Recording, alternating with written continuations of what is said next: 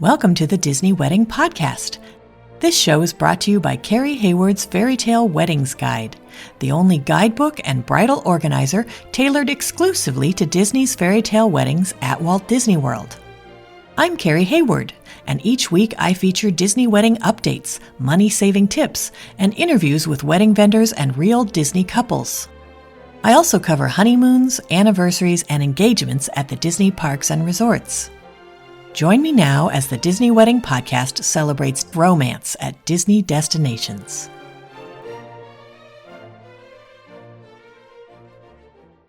Today on the Disney Wedding Podcast, I am speaking with Brittany Evans about her wedding aboard the Disney Wish with a ceremony in the Grand Hall and a reception at the Bayou.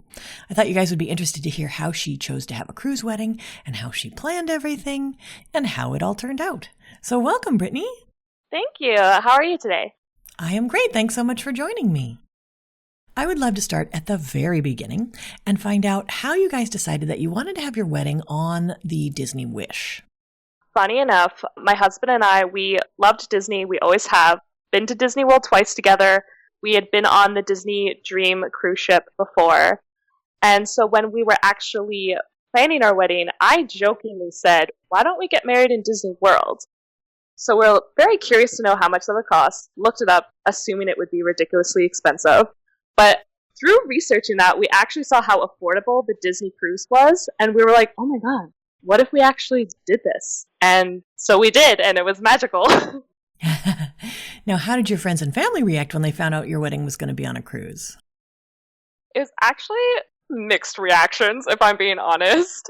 My brother-in-law is terrified of water, so he was very scared to go on a cruise. My dad thanked me for it being before he retired. But overall, everyone was very excited. And, I mean, they can't complain. They got a vacation out of it. How many guests did you invite, and how many were able to make the trip? So we invited about 40 guests, because I included, like, all our extended family as well.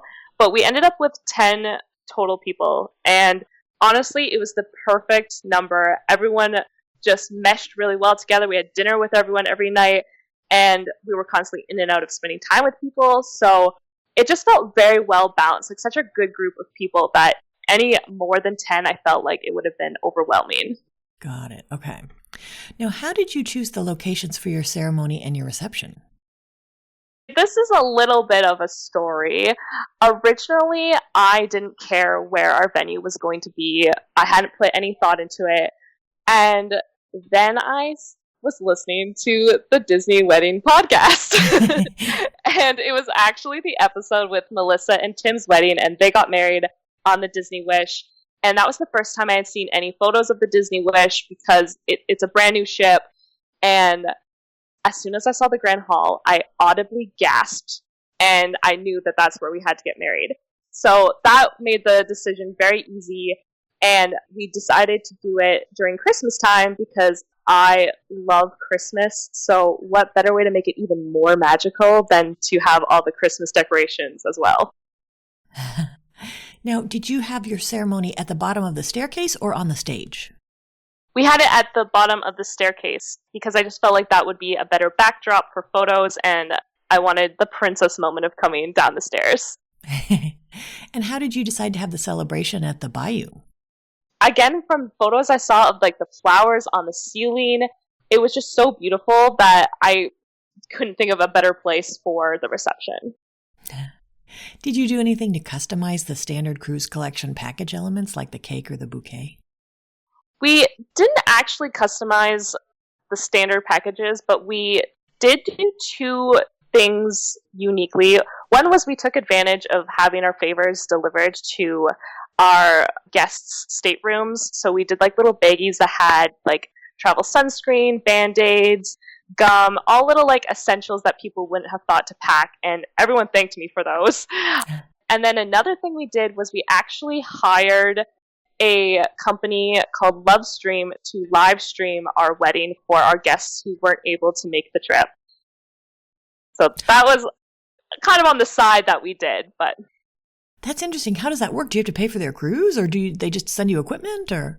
They sent us all the equipment to the hotel we stayed at the night before we embarked, and they did it all digitally. So we had a day of contact that I assigned my friend to set up the cameras, and she was in contact with them all day. So she set up the cameras, and they took care of the rest. They changed the camera angles.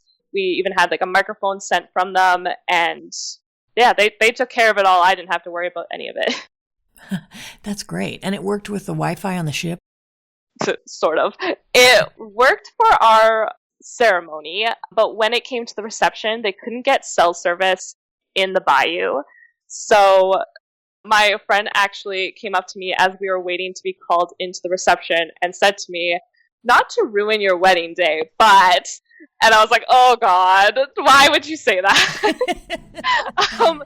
But she then told me that they couldn't get cell service, so we just had her just record the reception, and they were able to edit in that to the live stream afterwards, so our guests could still see it. They just couldn't watch it in real time. And it was fine because it worked out as also doubling as our wedding being filmed. So I was able to get the file of the live stream afterwards. So I have the entire wedding filmed as well. Oh, that's great. Okay. Yeah. What did you decide to do about your hair and makeup? So I did my own makeup because I had read a lot online that it's not guaranteed that there would be a makeup stylist on board, as well as like my wedding planner highly recommended doing my own makeup because she was like, they might not even have all the products. But I will say my sister got her makeup done at the Untangled Salon, and her makeup looked phenomenal, and I was so envious of it all day. But I did get my hair done at the Untangled Salon, and again, I was nervous about that because I had done a hair trial with my hairdresser locally a few months before, and I didn't know what to expect in terms of the quality of the hairdressers on board, but as soon as he started sectioning my hair and curling it, I was like, oh, this guy knows what he's doing, and my hair turned out amazing. That's wonderful. Now, did you guys choose to bring your own photographers, or did you use Shutters, the contractor that Disney hires on the ship? We brought our own photographer. I'm very lucky in that my sister used to own a photography business and has done thousands of weddings. And so she actually did our photography as a wedding gift to us. And bless her soul, because she had to give up an entire day of her cruise to be with us because she photographed the entire day. And my brother-in-law was like her little assistant. He made sure we had water. He got us food. I kept calling him the unsung hero of the day. He took my getting ready photos because my sister was getting her hair done at the same time as me. So yeah, they literally gave up an entire day of their cruise to photograph the entire day. Can you give my listeners a timeline of how the day ran? Yeah, so I woke up roughly around 7:30 in the morning, and my hair appointment was for 8, and that was about an hour. I didn't expect how much time would be spent standing around waiting, because everyone always tells me you have to give yourself ample time, things take longer than you're expecting to on your wedding day. But after I got my hair done and did my makeup, I was in my room standing around for at least an hour and a half before my husband and I did our first look, where we exchanged private personal vows we had written to each other at noon. And then at 1, I went down to the grand hall, and the ceremony was only about 10 minutes. And after that, we did photos on the stairs, went to the reception, we did speeches. I actually handwrit personal thank yous to everyone who was present. And then we did our first dance, our father-daughter dance, then the mother-son dance, but they wanted everyone to get up and dance. After that, cake, and lots of photos. We went to Palo for dinner around 7. Then we went to the movies, actually, on the ship in our wedding attire. And then we took some more photos for the fireworks. Oh, that's wonderful.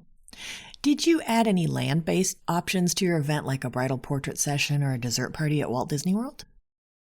We had thought about that. We originally wanted photos taken in Disney World, but instead we actually decided on the Friday that we disembarked, we went to Mickey's Very Merry Christmas Party in Disney World for one last hurrah. Oh, that's fun. Did you bring your guests or?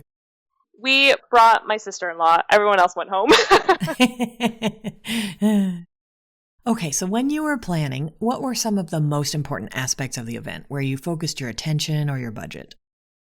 Ironically, I had a top 3 non-negotiable list for the wedding. One was my dress, which was a nightmare to travel with. I'm from Canada, so traveling all the way to Florida with this giant dress was a pain, but thankfully my dad traveled with us and carried my dress through the airport for me. And then I had photography on that list, as well as our guest book, which is really random, but my husband and I have cosplayed as Disney characters for years. Like, we've done Tangled, we've done The Little Mermaid, we've done Beauty and the Beast that my sister has also professionally photographed. So I compiled all those photos into a photo book for our guest book, which was on the pricey side, if I'm being honest, but it was worth it because it was just like a nice little sentimental item. That's wonderful. Were there any aspects that were less important where you saved your money or your effort? Definitely in terms of customizing the package, the biggest appeal of getting married on the Disney cruise was everything that was included. So the cake and the florals weren't things that I cared about, so we just kept with what was included in the package, and so we were able to save money that way.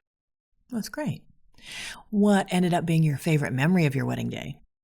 This is so hard. I have more than one. I have like one and then like 2 honorable mentions. I would say my favorite moment is my cousin actually was our officiant for our wedding, and she customized the officiant speech, and I had no idea what it was going to be until the day of, and she incorporated a pinky promise into our ceremony, and my sister got a perfect photo of it, and it was just like such a cute moment that I will never forget.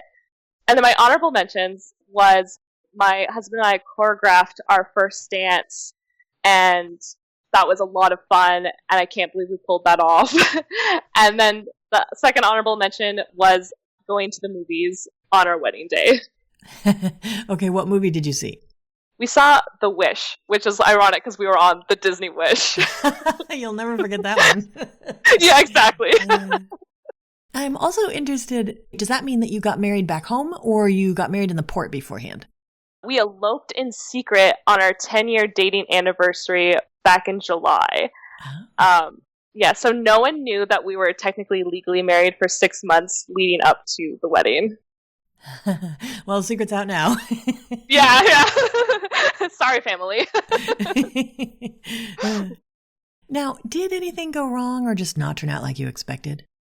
So aside from the live stream I mentioned not working for the reception, when we did our first dance, this is actually just funny. It's not necessarily something going wrong, but we, as I mentioned, we choreographed our first dance and we practiced it every single day for 4 months leading up to the wedding, but we never practiced it with my dress on. So we didn't account for all the extra space we would need because my dress was massive.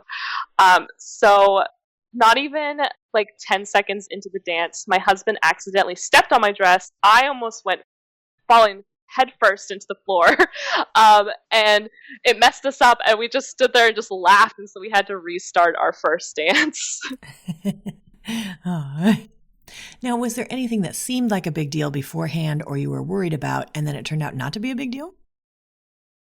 The biggest deal, I think, was getting there and knowing where to go, because when you first get on the cruise ship, you're supposed to meet up with the wedding coordinator to talk through the wedding, and I was so stressed about where to go, like when that happens. My wedding planner was a dream. She answered all of my questions, but just like not knowing, because I'd never been on the ship before, so it was like, okay, where's guest services? And I'm panicking, but then it went smoothly, so I stressed for no reason. Now, is there anything you would have done differently knowing what you know now? The only thing that I can think of is I wish I broken my shoes, because I didn't, and I ended up with the worst blisters by the end of the day. So a tip to all brides, break in your shoes. Yeah, that's a great tip. Do you have any other tips or advice for future Disney couples? I think the best advice I could give, aside from asking questions, is trust the process. Because Disney really takes care of you. They make sure everything goes smoothly. They'll listen to any requests you have. And you just feel well taken care of. They make the day magical, and they take all that stress away. So I stressed a lot for no reason. Aw. Well, Brittany, I think you've offered a lot of great tips and advice for anyone who's interested in getting married or having a vow renewal on the cruise line, and I appreciate your taking the time. Thank you. I enjoyed so much being on this podcast. It has been a literal dream. I've listened to this podcast religiously while I was planning my wedding, so it's fun being on the other side of it now. That's awesome. That's our show for today. I'm your host, Carrie Hayward, inviting you to join me again next week for another episode of the Disney Wedding Podcast. Past shows and tons of photos for each episode are available on my website, DisneyWeddingPodcast.com, or listen in your favorite podcast app. And for instant answers to all your Walt Disney World wedding questions, check out Carrie Hayward's Fairy Tale Weddings Guide, available as an interactive ebook with continual free updates at fairytaleweddingsguide.com.